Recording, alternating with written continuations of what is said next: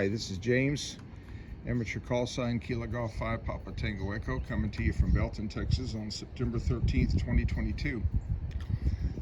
Reworked my Gap Titan DX. Put new jumper wires on at the bottom and up at the top. Hopefully you can see that. Zoom in on it, look at it.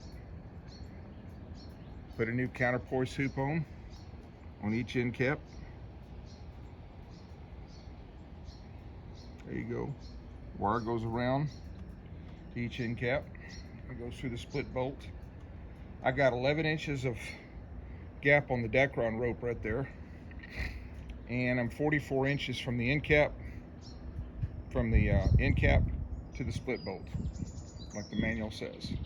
But my SWRs are kind of high on 40 meters, like at a 4.5. Trying to figure out what the problem is. Thank you.